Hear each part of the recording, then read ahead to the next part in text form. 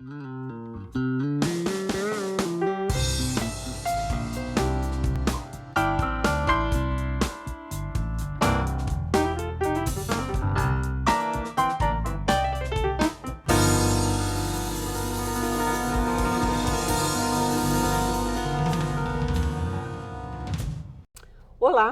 Será que você, como eu, gosta de telenovelas e também tem amigos e conhecidos muito críticos que afirmam que gostar de telenovelas é coisa para pessoas pouco inteligentes? Pois a nossa convidada de hoje, a professora Cláudia Siqueira Caetano, tem uma reflexão sobre o tema telenovela brasileira, a sua relação com a realidade cotidiana, com a realidade brasileira, suas características e também a sua estrutura narrativa. Essas ideias, Cláudia, você desenvolveu numa dissertação de mestrado defendida na UFMG, baseada em Laços de Família, do Manuel Carlos. Agora me conta, de onde que vem esse gosto pela telenovela? Miriam, primeiro, né, é um prazer estar aqui com você. O gosto da telenovela ele é bem antigo. Ele me acompanha desde a minha infância, no interior de Minas, onde eu criei o hábito, né, de assistir novelas na companhia da minha avó Hortência, que mora... Você até dedica, né? Dedico a minha dissertação à minha avó, porque foi ela quem despertou em mim o gosto pela ficção, pela novela, pelo folhetim. Então, desde pequena, como eu tinha falado, que como eu era bem fraquinha, né, a gente tinha o hábito no interior de no final da tarde a gente se reunir na rua para poder jogar queimada. Naquela época não tinha o movimento que se tem hoje, de carros e de pessoas mesmo. Então a gente brincava na rua de queimada, de pique, de rouba-bandeira. E como eu era fraquinha, não dava conta de fazer o joguinho da queimada.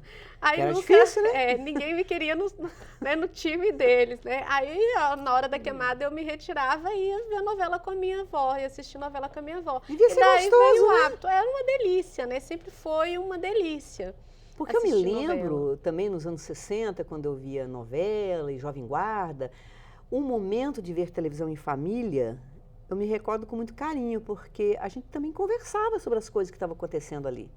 Eu ainda acho que ainda hoje a novela ou qualquer outro programa da mídia, né, acaba se tornando pauta do nosso cotidiano, seja no ambiente familiar, seja no barzinho com os amigos, seja no ambiente de trabalho. Quantas vezes a gente, né, tem até uma hipótese que chama a hipótese do Agenda 7 que fala isso, né, que a mídia pauta os assuntos que a gente deve ou que a gente considera importante discutir e ter uma opinião a respeito.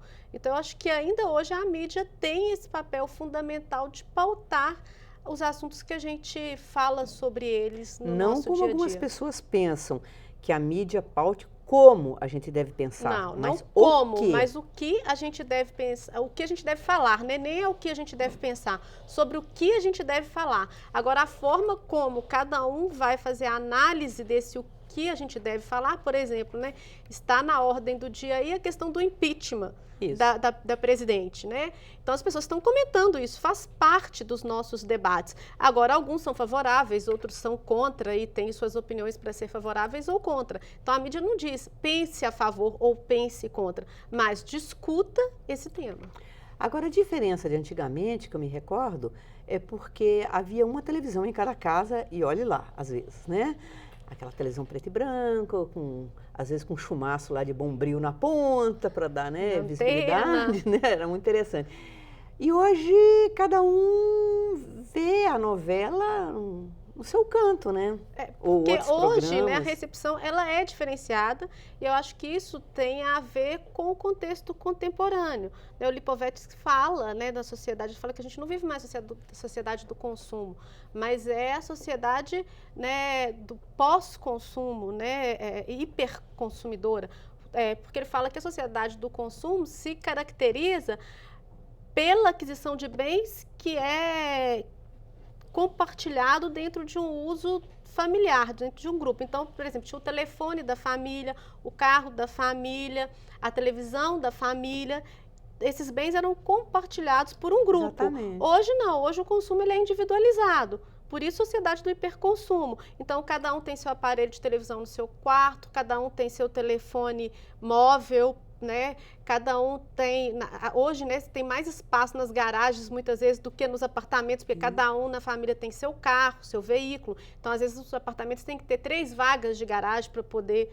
Então, não existe mais essa questão do consumo, né, compartilhado, o que era muito interessante. Antigamente, inclusive, no início, né, da história da televisão no Brasil, as pessoas se reuniam até na casa de vizinhos para poder assistir, porque eram poucas as pessoas que tinham o aparelho televisor. Então, era comum um vizinho ir para a casa do outro e aquilo ali ser um momento de compartilhamento e de troca entre vizinhos. Interessante como a gente não pode ter uma visão maniqueísta das coisas, né? Quer dizer, era bom, agora é melhor. Eu acho até interessante o Chico Buarque nesse documentário. Eu vi. Né? Que ele fala uma coisa que eu achei interessantíssima, ele é muito inteligente, né? Ele fala assim, em termos musicais, piorou? Piorou. Por quê? Porque melhorou. Porque melhorou, né? A bossa nova era muito elitista. Ele fala que a bossa nova não teria lugar hoje, né? Ela não existiria se fosse no contexto de hoje. Agora, Cláudia, vamos voltar um pouquinho para essa formação no interior, né? A gente já conversou um pouco sobre isso algumas vezes, assim. Você adquiriu valores muito sólidos, né? Através dos seus pais, de sua mãe, do seu pai também, né? Assim... Como que foi essa educação assim, em família? Uma educação bem tradicional da família mineira, né, com os valores que a família mineira preserva, conserva ainda, pensando muito no respeito ao outro, no respeito à diferença e muito no acolhimento. Minha casa sempre foi uma casa muito aberta para o outro. Então, a gente a vida inteira recebeu muito na minha casa. Então, minha mãe, primeiro... morou minha avó com meu tio, aí meu tio casou, ficou minha avó, e minha avó foi, e depois vieram 2 primos, porque meu pai perdeu uma sobrinha com 29 anos, e aí os filhos dessa sobrinha foram morar conosco e moraram 7 anos com a gente. Que é uma tradição também, não sei se mineira, mas assim, muito de acolher familiares, você depois mesma... Já fez isso também? Depois meu tio se separou, voltou para a casa da minha mãe, está lá até hoje. Eu trouxe minha prima para poder fazer faculdade, ela morou comigo durante os 4 anos da faculdade, 1 ano de cursinho. Agora recebo um sobrinho em casa que também está fazendo faculdade e mora comigo. Então a gente tem essa tradição de acolher. Que é uma boa tradição, né? Eu gosto, acho que a casa é isso, a casa da gente tem que ser uma casa aberta, a família tem que ser algo mais ampliado, assim, no sentido, né, aí até puxando pro tema que eu estudei da novela que é Laços de Família, né, a discussão do que é a família no contemporâneo e do estendimento desse sentido de família. Eu acho que a família tem que ser ampliada, né, pelos laços de sangue, mas também pelos laços de carinho, de amor. Eu acho que são os laços, é a convivência que faz o amor nascer. Ninguém gosta do outro simplesmente porque tem um laço sanguíneo. Você gosta do outro porque você aprendeu a conviver com o outro. O amor nasce no cotidiano. Ninguém gosta daquilo que não conhece e ninguém sofre por aquilo que não conhece. Agora, e você, enquanto mãe, né? Você tem 2, eu ia falar 2 meninos, mas um já tem 19 anos, né? Eu esqueço. Já é rapaz. Mas é menino. Para as mães, não deixa de ser meninos, né? Assim, quais os principais valores que você tenta, assim, transmitir para eles? Eu acho que eu tento transmitir os valores cristãos mesmos da nossa... de fazer o bem, de pensar sempre em partilhar o bem, de não prejudicar o outro. Eu acho que eu tento repassar para os meus filhos algo que eu aprendi com os meus pais. Minha mãe fala assim, a vida é como uma bola. Você joga ela na parede e ela volta a bola. A vida também é assim, tudo que você faz volta. Se você fizer o bem, vai voltar o bem. Se você fizer o mal... eu acredito... Porque há pessoas tão boas que sofrem, às vezes, mortes horríveis. Mas aí eu não acredito que isso seja o mal no sentido... porque, claro, que eu não estou falando que a minha vida não teve problemas, eu tive problemas. A vida de qualquer um é perpassada por dificuldades, não problemas, dificuldades. Momentos mais complicados, mais difíceis. Mas eu não vejo isso como algo negativo, Miriam. Eu acho que o momento difícil, ele nos é dado para também, nós crescermos como ser humano, como profissional, em todas as esferas da nossa vida, para a gente refletir o nosso lugar no mundo.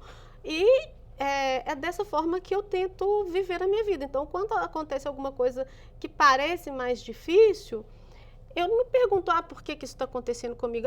Porque às vezes a gente tem esse costume, né? Por que isso está acontecendo comigo? Eu não merecia isso. Não, a vida não é uma questão de merecimento. Né? O que eu posso fazer com isso para eu me tornar uma pessoa melhor, mais madura, mais serena, mais... Né, que é difícil, tranquila. Né? A gente não está falando que é fácil, não, né? Não Nossa é serenidade, fácil. então, assim... Não é fácil. A gente sofre, a gente chora, a gente... Ainda mais nós mulheres, né? A gente às vezes esperneia, né? Isso faz parte do crescimento, mas no sentido de ter o problema e me deprimir com o problema, ou então achar é o fim do mundo. Não. Ou que foi injustiçado pela vida. Não, ninguém é injustiçado. Não, isso não... Você sabe que tem uma lenda africana, né? Eu não vou poder contar direitinho, mas é alguma coisa assim, de uma corça que entra na floresta, como ela é meiga, ela é doce, a floresta toda acolhe. E depois entra, digamos, uma cobra, e aí a floresta se fecha. Eu acho que tem um pouco isso, não inteiramente, mas... Eu acho que se você espalhar gentilezas, realmente, talvez você receba muita gentileza de volta, não totalmente. Eu acho que eu sou uma pessoa muito ajudada. A vida inteira eu achei isso. Eu acho que eu sempre fui muito ajudada. Eu acho que eu também tenho essa sensação. Nesse sentido, assim, as portas se abrem para mim. Eu nunca tive portas fechadas. E eu acho que isso é um pouco fruto do estilo como a gente... vê a vida e se coloca frente a essa vida. Isso, vamos fazer um intervalinho agora. Daqui a pouco a gente volta já conversando sobre a telenovela, mas como objeto de pesquisa. Até daqui a pouco.